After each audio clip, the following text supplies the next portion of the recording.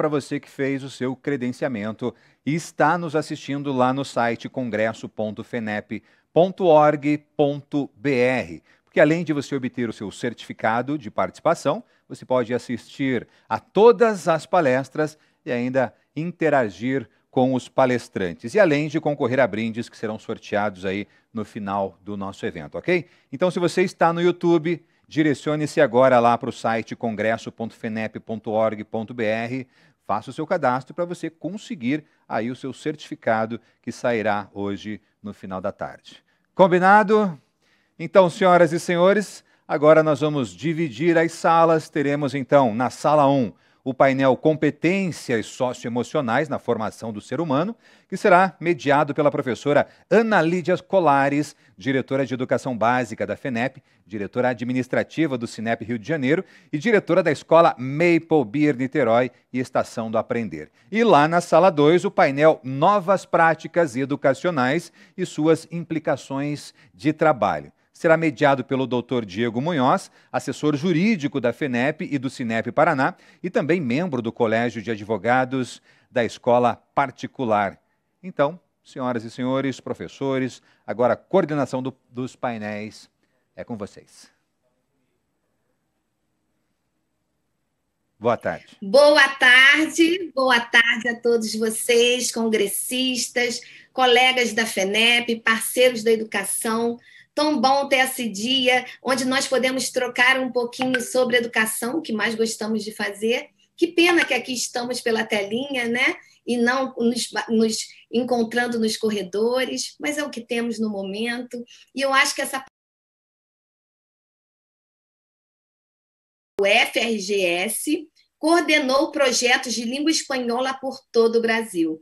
Então, como vocês veem, gente, esse time aqui tá para trocar bastante ideia e trazer muitas reflexões para todos vocês. Uma boa palestra. Passo agora a palavra para a doutora Bianca. Olá, boa tarde. Que prazer. Ana, Renata, querida Soledad, minha parceirona aqui no Rio Grande do Sul. Então, eu fico muito feliz da gente começar esse feriado. Aqui no Rio Grande do Sul é feriado, tá, gente? Segunda-feira. Então, nós estamos de feriadão. E dei uma seguradinha para a viagem para poder estar aqui com vocês, porque realmente acho que é urgente a gente poder conversar e trocar sobre competências socioemocionais, até porque há muita boa vontade nessa área, mas há muita atrapalhação também. Então, que a gente possa ter um diálogo de esclarecimento, de luzes e de apontamentos bem práticos para o chão da escola nesse momento. É um tema vasto, em 20 minutos dá para a gente fazer um briefing, na verdade, de todas essas ideias. Eu quero chamar a atenção para a escolha do título, da competência socioemocional na formação do ser humano, e talvez essa possa ser a primeira chave de reflexão hoje. Quando a gente pensa no contexto escolar, na comunidade escolar, a gente está pensando a formação de todos que fazem parte dessa comunidade escolar. A gente pensa dos bebês aos adolescentes, a gente pensa nos pais, a gente pensa nos colaboradores, a gente pensa nos professores.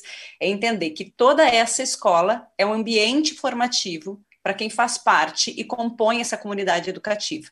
Porque se a gente focar a ideia de competências socioemocionais apenas para as crianças e adolescentes, a gente começa já num equívoco conceitual e de entendimento de que tudo aquilo que a gente vai construir em termos de saúde mental, porque a gente vai encostar hoje, tá? Esse conceito de competências socioemocionais no conceito de saúde mental e ambientes emocionalmente saudáveis. Então, se a gente isola só as crianças e adolescentes, a gente faz esse erro conceitual que é entender, na verdade, que tudo isso é construído, o fortalecimento da nossa saúde mental, o enriquecimento da nossa saúde mental, que isso se traduz em competências socioemocionais, se constrói na experiência com o outro, com o ser humano. Então, não são conteúdos assépticos de atravessamentos, né, de um olhar apenas cognitivo ou de uma ideia de condicionamento para a gente trabalhar o que a gente vai entender por competências socioemocionais. Então, na primeira prerrogativa, a gente não aprende empatia numa aula sobre empatia. Vamos botar agora no quadro, então, empatia é isso, e agora todo mundo entendeu, este é o conceito, a raiz da palavra, então sairemos todos daqui empáticos. Ou então, em que nível de ensino a gente trabalha a alteridade, a autonomia, capacidade de escuta e diálogo. Isso é do 7º ano, isso é do 1º ano, isso é do 3º do ensino médio. Não existe essa divisão. Então, competências socioemocionais não são degraus, não é uma escada que a gente sobe e cada vez, então, a gente vai progredir sempre de forma contínua para frente, para o alto e avante. Muito pelo contrário, a gente pode regredir. A gente acompanha isso muito com as crianças, né? Aquela criança, às vezes, que no 2º, no 3º aninho, tinha uma excelente organização para aprendizagem, uma boa convivência com seus pares, com seus colegas, chega no 7º, 8º, com as crises próprias e maravilhosas da adolescência, que a gente tem o privilégio de acompanhar na escola, e que bom que elas aconteçam, que a escola seja esse ambiente acolhedor para essas próprias transformações. Tudo aquilo se remexe, tudo aquilo faz uma grande reviravolta e precisa ser recultivado, olhado. E essa palavra cultivo, eu não uso ela hoje de maneira aleatória, ela está aqui por um motivo. Porque se não são degraus, se não é uma escada, se não é fase de videogame, que a gente constrói uma fase, vai para outra e outra, o que são as competências socioemocionais? O que a Base Nacional Comum Curricular nos convida a pensar? O que vários autores da filosofia, da psicologia, da educação nos convidam a pensar desde sempre? Porque por mais que esteja na ponta da língua agora e com a pandemia, todos nós, quando eu digo todos nós, fomos todos nós, tivemos a nossa saúde mental desafiada, porque a gente esteve frente a frente com a morte, e estamos, porque a pandemia ainda está acontecendo, daqui a pouquinho eu volto a falar disso. Quando a gente se coloca, né, nesse paradigma, o que esses autores desde sempre nos convidam a pensar? É jardim, é cultivo.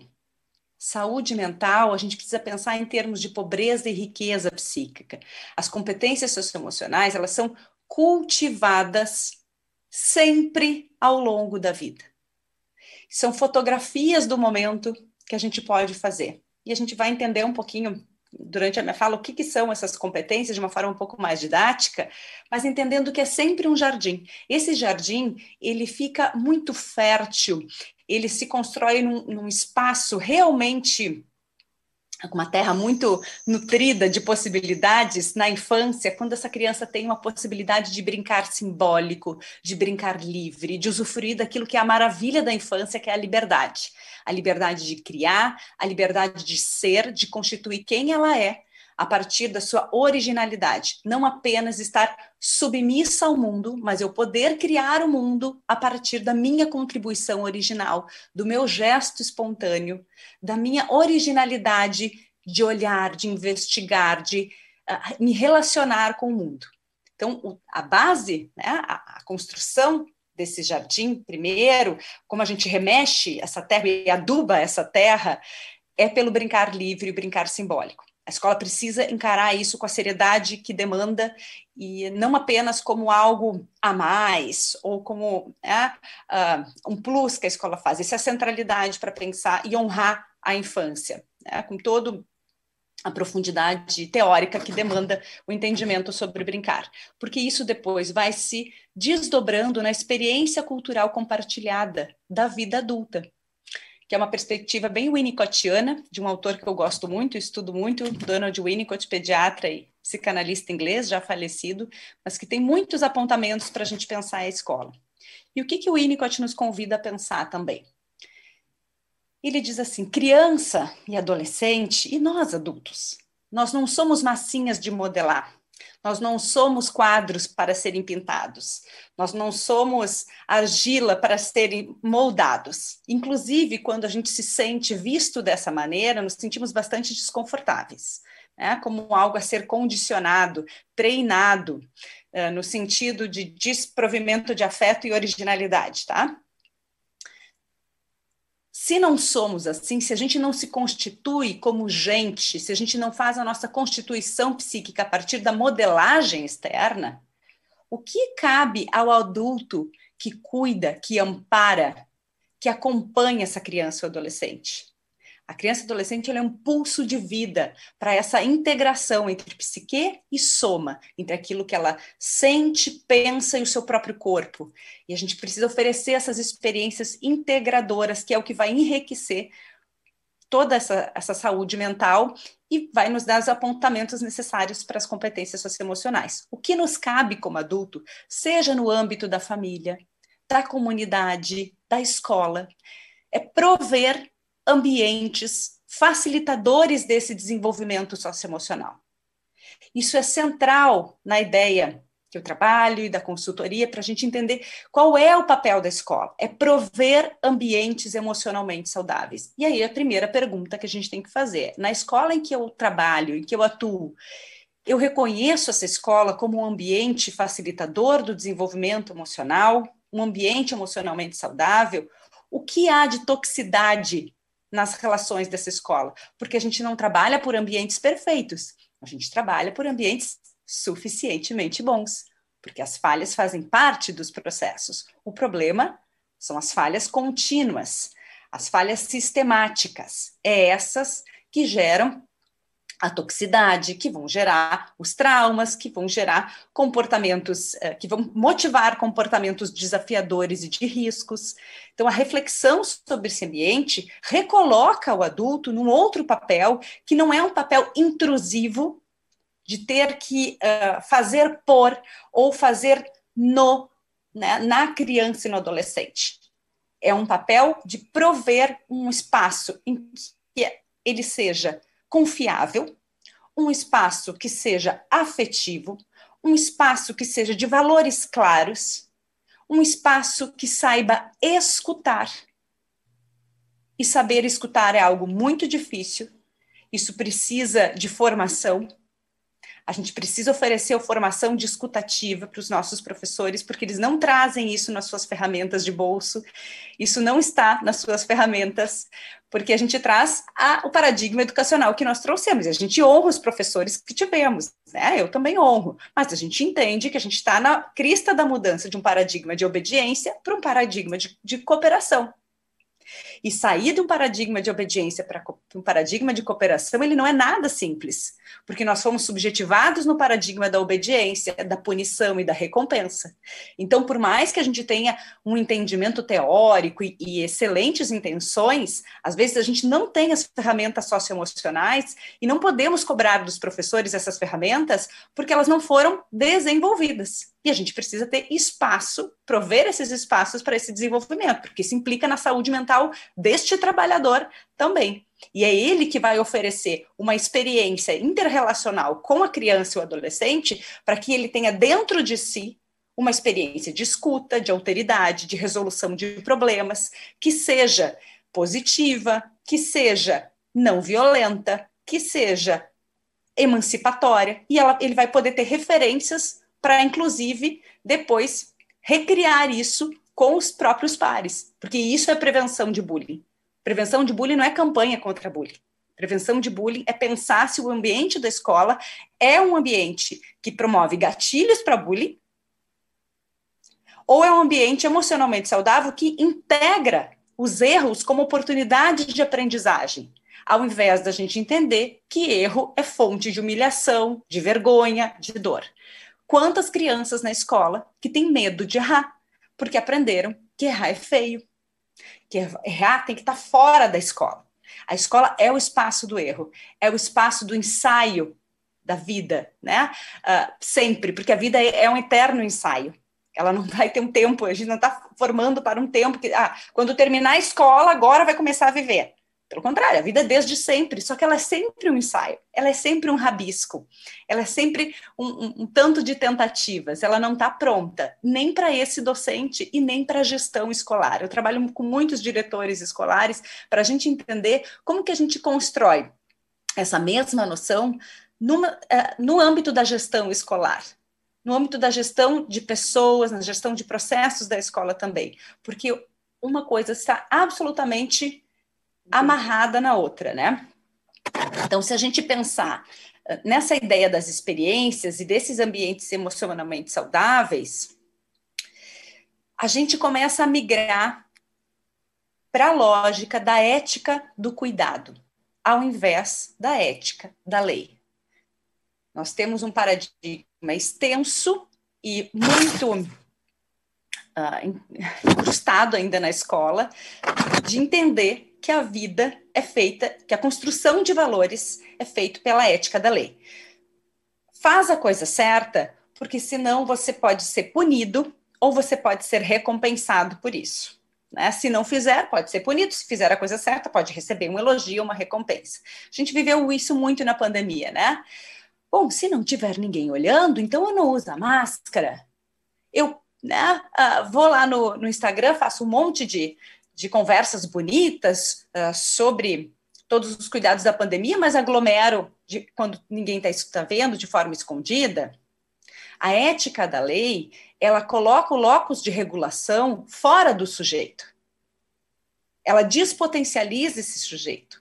Ela entende que o adulto, a criança, o adolescente não são capazes de pensar por conta própria, de se responsabilizar pelo bem comum, porque só vão participar da construção ética do bem comum se alguém estiver monitorando, controlando, vigiando ou punindo, como nos diria Foucault, né, esse espaço.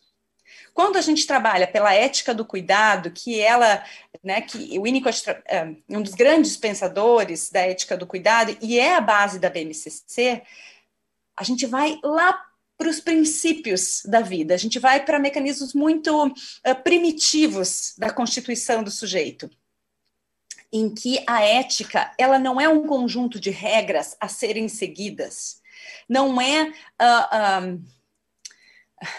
aquilo que está lá na agenda escolar, que é importante que esteja lá, né? O que pode, o que não pode na escola. Não é isso que garante a boa convivência, um espaço emocionalmente saudável que faça florescer as competências socioemocionais na escola. A ética, especialmente a ética do cuidado, ela é uma pergunta, uma constante pergunta que ela está sempre rodando a cabeça dos professores e dos colaboradores da escola e que ajudam também as crianças e adolescentes a refletirem sobre essa pergunta. Que a pergunta é: isso que eu estou fazendo, isso que eu estou dizendo, que modo de existência implica? Que utopia de mundo está ajudando a construir? É encorajador ou é desencorajador? Foucault vai fazer essa pergunta, depois Deleuze, Guattari e outros filósofos da filosofia da diferença vão trazer essa pergunta. A gente vai encontrar a mesma pergunta nos autores da disciplina positiva, a gente vai encontrar a mesma pergunta nos autores da ética do cuidado, a mesma pergunta. Então, a ética é sempre essa constante pergunta. Isso que eu estou dizendo nessa situação desafiadora, isso que eu estou fazendo, é coerente com os meus porquês, de por que eu trabalho com a educação? Porque se a gente está trabalhando com a educação só porque a gente gosta de criança e adolescente, ou porque era o que a gente tinha para fazer quando a gente começou a escolha profissional, a gente tem que fazer outra coisa.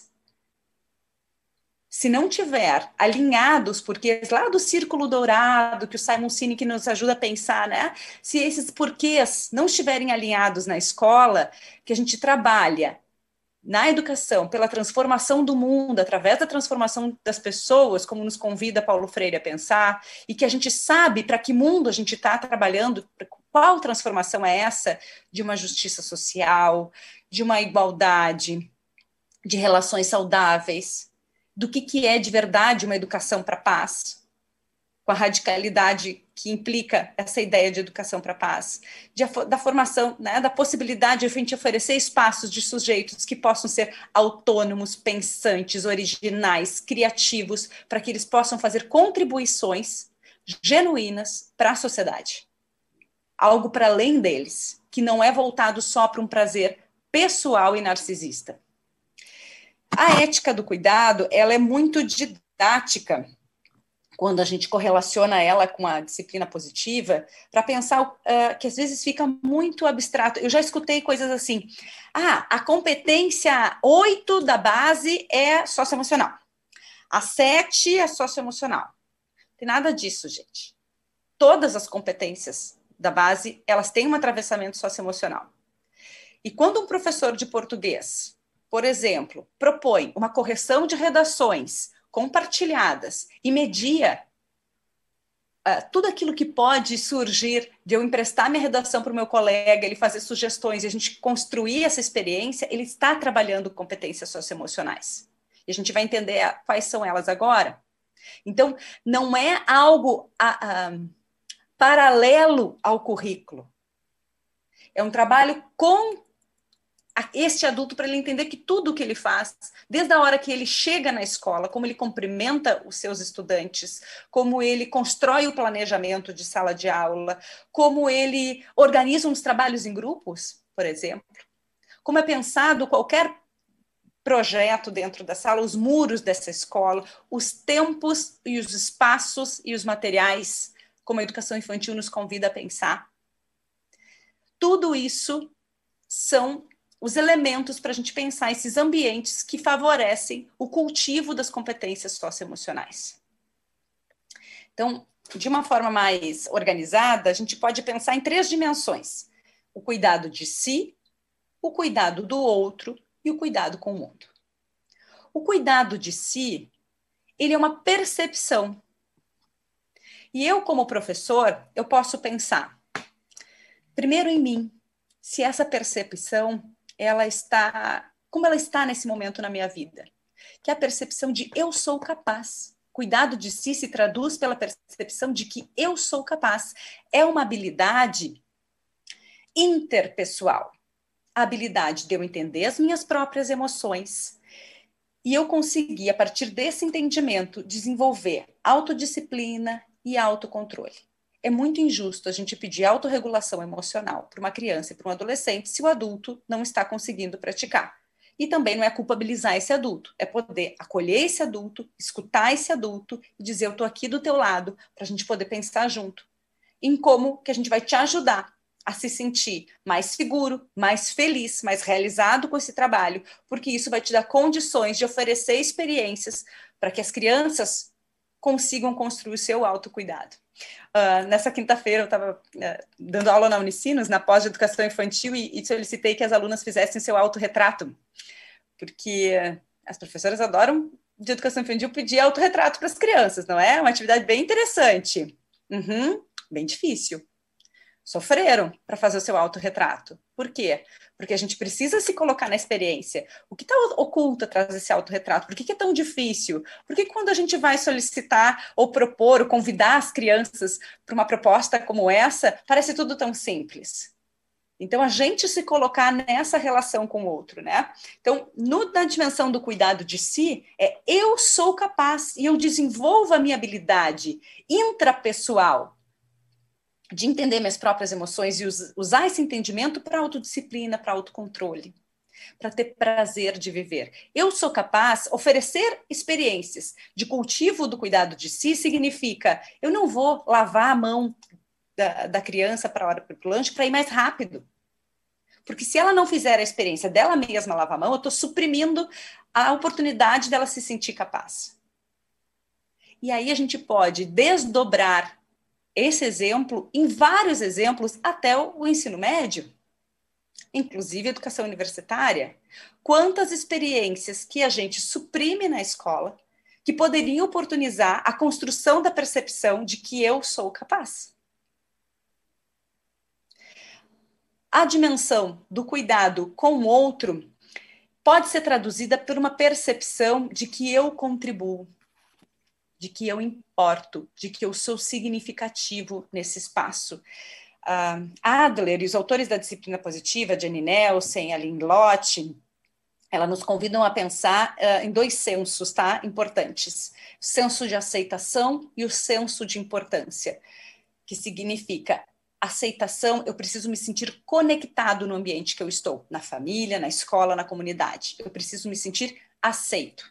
E eu preciso me sentir importante, eu preciso entender que eu tenho significado, não no sentido de mais importante do que os outros, mas o que eu faço tem significado. Se eu faltar, eu faço falta. Eu tenho tarefas na minha escola, eu contribuo genuinamente. Porque a construção de valores, ela se dá por o quanto eu me sinto capaz de contribuir com a minha comunidade, com o meu espaço. não é só, né, consumindo conceitos, muito pelo contrário. É a gente entendendo que isso tem um estar a serviço. A gente tem um minutinho, acho que eu vou usar mais um, tá, Ana? Que é a habilidade interpessoal. Essa habilidade interpessoal, que depois todas elas a gente vai entender no nível das competências, mas agora eu estou trabalhando no nível das habilidades. Essa habilidade interpessoal é a habilidade de trabalhar em equipe, estar com o outro, desenvolver amizades, conseguir escutar o outro, com a capacidade de cooperação, de empatia, de troca. Então, a gente pode pensar no meu planejamento de sala de aula, seja eu professor do berçário ou do terceiro ano do ensino médio, eu favoreço experiências para a habilidade interpessoal do cuidado com o outro estar viva na minha sala de aula. Não é um projeto paralelo, isso é do cotidiano. E, por fim, a habilidade de cuidado com o mundo, que a gente pode traduzir com a seguinte percepção: eu consigo usar o meu poder pessoal para fazer escolhas que impactem positivamente a minha vida e a minha comunidade. Não adianta eu aprender na aula de biologia que o canudinho de plástico faz mal se eu não usar o meu poder de escolha para dizer muito obrigado, moço, eu não quero canudinho hoje. É muito importante que as crianças, adolescentes e que os adultos dessa escola sejam encorajados a usar o seu poder de escolha a partir daquilo que ele está construindo como conhecimento na escola para se sentir impactando positivamente a sua vida e a do outro. Essa habilidade a gente pode chamar de uma habilidade sistêmica, que é a habilidade de lidar com os limites e consequências dessa vida cotidiana com adaptabilidade, com flexibilidade, com responsabilidade. Quando, na minha experiência de consultoria, e faço consultoria para muitas escolas aqui da região sul, quando os professores introjetam a ideia das 3 dimensões do cuidado e conseguem enxergar essas percepções, as competências socioemocionais, elas fluem na escola, porque primeiro eles fazem uma autoavaliação de como eles desenvolvem a sua habilidade interpessoal, intrapessoal e sistêmica. O assunto é vasto, a gente pode seguir conversando aqui, né? Foi só uma provinha, mas para fechar esse primeiro momento, entender que nada disso é possível se a gente não tiver uma escola que pratica a escuta, tá? Escuta docente, escuta de colaboradores, para que a gente realmente possa fazer um processo que seja de dentro para fora da escola. Né? E não com um palestrante de fora, uma formação de fora, que às vezes parece bem bonita, todo mundo presta atenção e aquilo não tem impacto na realidade da escola. É só quando as pessoas se implicam com o processo que elas se sentem valorizadas e escutadas a partir dos seus saberes, porque elas também desejam esse ambiente emocionalmente saudável. Não é só para as crianças e adolescentes. Esse trabalhador também quer uma escola em que ele se sinta feliz, em que ele se sinta valorizado e que ele se sinta sendo também encorajado a desenvolver suas competências socioemocionais. Vou fechar por aqui. Fantástico, fantástico. Eu falei para vocês que a gente ia ter muitas reflexões aí. A Bianca já fez um movimento interno em cada um de vocês, eu tenho certeza. Pena que a gente tem o tempo, né, gente? Eu falo que hoje a gente atropela o tempo, né? Todos nós estamos brigando com o tempo, porque a gente quer tanta coisa, né? E essa pandemia veio nos dar uma calmaria, se assim disse, calmaria por a gente ficar em casa, porque eu acho que o que mais tem é coração aflito aí, né? Então, pensando aí em tudo isso que você falou, Bianca, eu trago aqui uma pergunta para a Renata e para a Soledad, e eu queria trocar um pouquinho com elas sobre isso, o que elas pensam, quais as experiências essenciais a escola precisa se comprometer a oportunizar aos estudantes para que as competências socioemocionais de cuidados de si, do outro, para que o mundo para que elas sejam desenvolvidas. Podia começar, Renata, você? Boa tarde, né? Honrada aí pelo convite, Bianca, Soledad. Depois das palavras da Bianca, que realmente mexeram conosco aqui. E falar da questão das habilidades socioemocionais, das competências, da BNCC, nós não podemos parar, né, e deixar de lado que a escola é uma nova escola. E esse professor, ele é um novo professor. Nós deixamos uma escola, eu diria que no final de 2019, estamos retomando uma nova escola. E muitas vezes nós falamos muito desse aluno, né, dessa afetividade, que o professor que tem que estar acolhendo esse aluno, mas e esse professor e esses colaboradores? Então, eu vou um pouquinho aí para a questão da neurociência, porque nós aprendemos aquilo que nos emociona. E a neurociência traz muito isso quando a gente fala que nós aprendemos e nascemos com algumas possibilidades, mas que a grande parte dessas possibilidades são desenvolvidas com o meio em que eu estou, com o meio que eu estou inserido e com as pessoas com que eu me relaciono. Então, hoje, e acho que pós-pandemia isso ficou muito mais forte, e a BNCC já vinha falando muito disso, né? A Bianca ressaltou muito bem isso, mas hoje ela vem com muito mais força, que não é apenas eu ter o conteúdo programático. O profissional do futuro é aquele que tem a capacidade de gerir as suas emoções. E ele fazer também essa relação com o outro. Porque aí eu vou falar como professora, a gente pode elevar um aluno, né, sair do zero e colocar ele lá em cima, ou a gente pode fazer o contrário, destruir. Então, a memória, né, ela passa pelo filtro das emoções. E esse profissional do futuro, ele tem que ter ferramentas emocionais, não só de criatividade, de empatia, porque é muito fácil eu falar de empatia quando a pessoa tem o valor, os valores os mesmos que os meus. Agora, eu quero ver ter empatia com pessoas que não têm os mesmos valores. Então, isso não se trabalha, como a Bianca falou, em apenas uma aula. É o contexto escolar.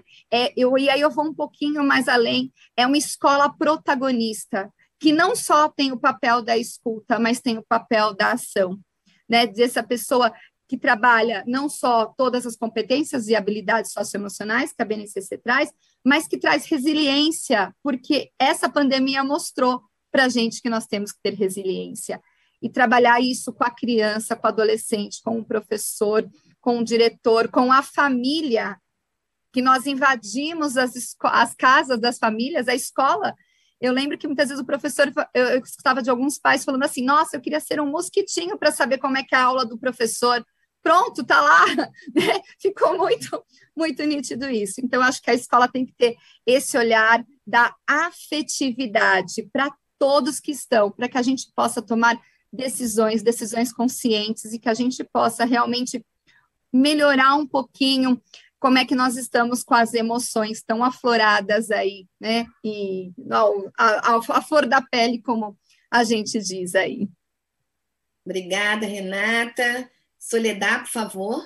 Então, o tempo é escasso e o que a gente gostaria de contar e dizer é infinito, né? Eu conheço a Bianca há muitos anos, a gente tem uma parceria e admiração profunda por ela, né? E a sorte que eu tenho a irmã da Bianca trabalha comigo na Lumiar, tá? Bruna, que é maravilhosa, a melhor professora que eu vi nos últimos anos, ela é fantástica. E a Lumiar é uma escola que há 20 anos nasceu no coração de olhar para a criança e para o adolescente como um sujeito integral. Não sei quando que ocorreu isso de separar, né, coração e mente, né? Isso não existe na nossa proposta pedagógica. E o que a gente mais faz é o número 1 da Lumiar é que a gente implica o estudante pessoal e afetivamente em todo o seu processo cognitivo, partindo da pergunta, o que é que vive aí dentro e tu quer aprender a estudar? Nada começa na Lumiar sem implicar o estudante nesse seu processo de aprendizagem. E as coisas que vêm são fantásticas e maravilhosas. Então, a partir disso, a gente começa a olhar para ele num sujeito integral, pleno, e que só funciona se a gente consegue, em várias instâncias dessa aprendizagem, implicar ele nisso, nessa escuta ativa, né, Bianca? A gente tem a roda, onde semanalmente essa criança é escutada não só pelos seus pares, como por toda a escola, ela tem o seu lugar de fala o tempo inteiro e a cada momento e a cada processo de aprendizagem. E o que a gente devolve hoje para a sociedade, nós temos até o ensino médio agora, é algo incrível e fantástico e nos mostra que vale a pena o tempo todo implicar nesse processo de apaixonamento pela aprendizagem pelo conhecer e pelo aprender. Eu poderia aqui citar 985 mil casos, porque todos são lindos e maravilhosos, tá? E eu fico pensando que agora essa pandemia veio nos dar uma lição para essas escolas, e infelizmente as escolas não aprenderam, tá? Como pode ser possível que alguém tenha o absurdo de fazer uma prova online, entendeu?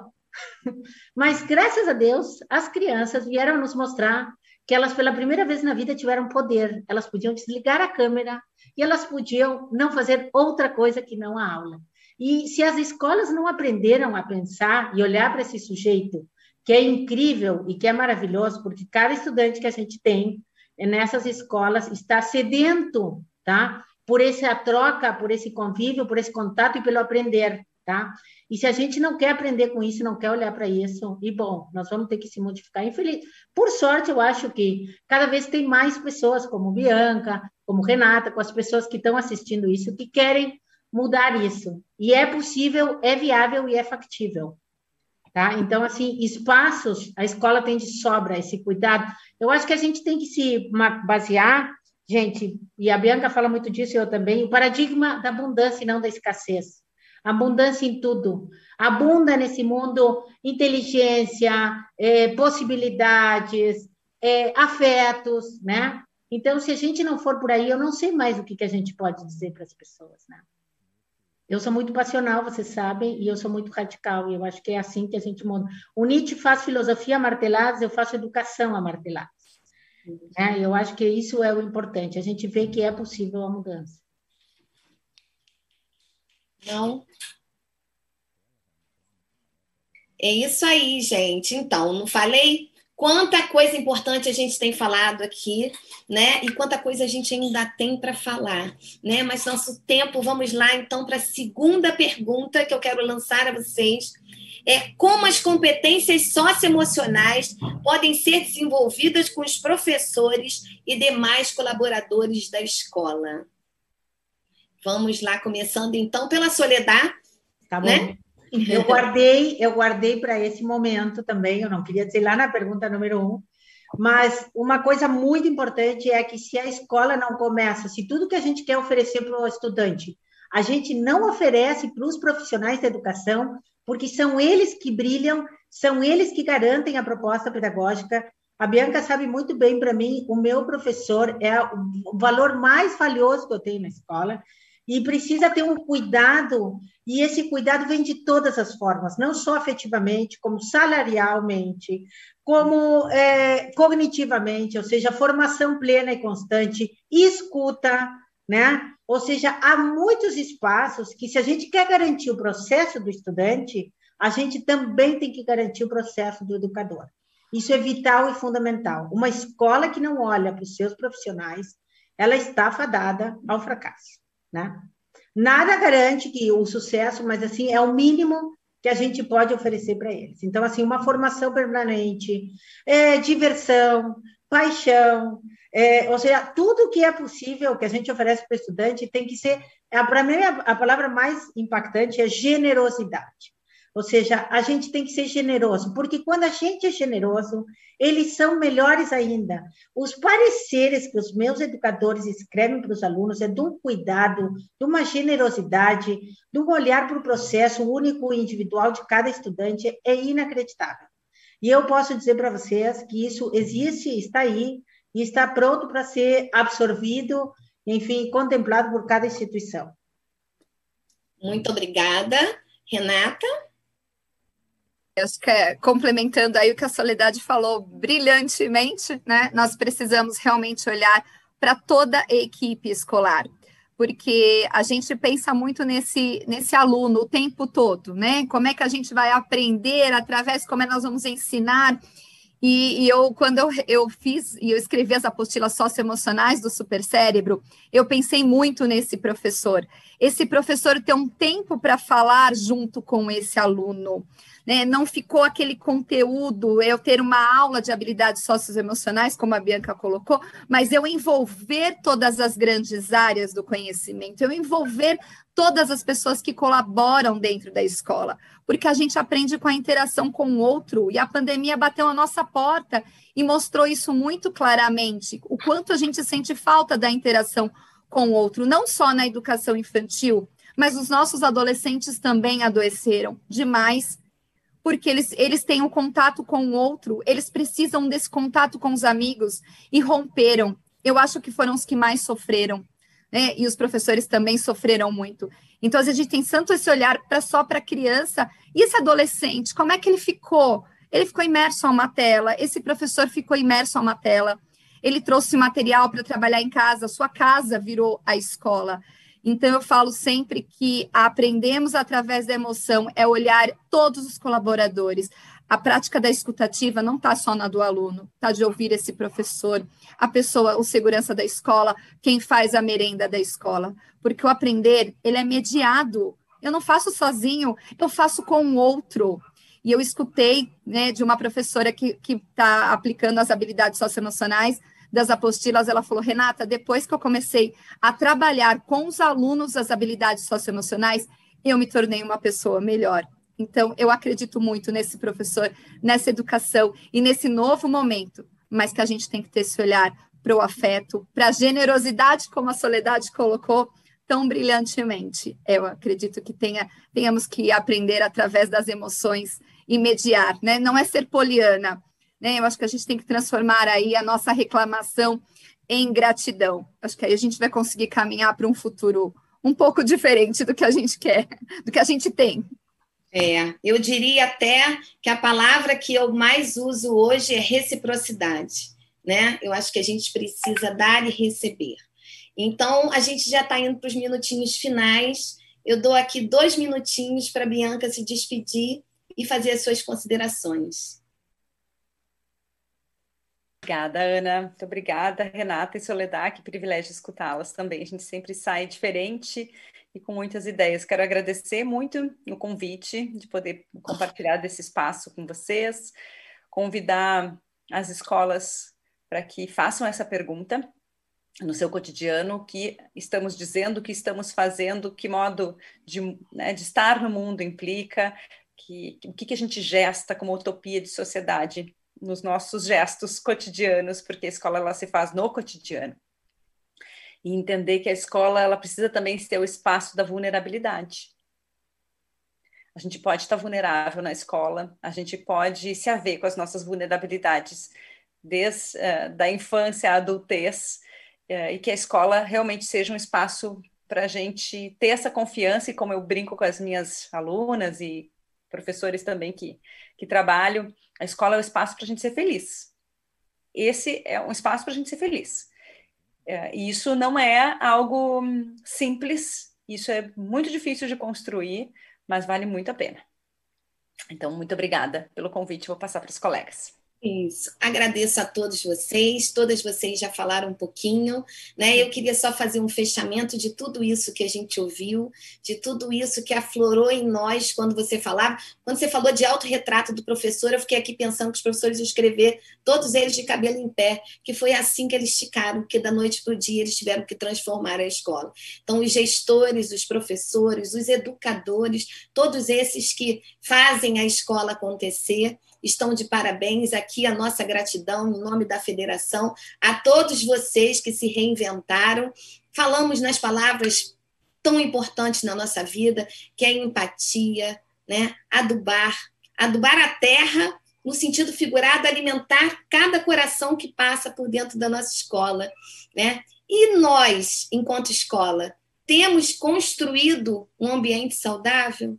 Temos proporcionado aos nossos alunos ensaios para a vida? Uhum. E a ética? Como fica a ética quando todos não nos veem, né? O que estamos fazendo? Então, tudo isso que a gente possa levar aqui desse nosso encontro, um pouquinho dessas reflexões, Tenho certeza que a tarde ainda não acabou, esse congresso está maravilhoso e que a gente ainda tem muito a somar em cada construção de vocês. Muito obrigada a todos que aqui nos ouviram até agora. Obrigada a essa mesa fantástica de mulheres que fazem a diferença na educação.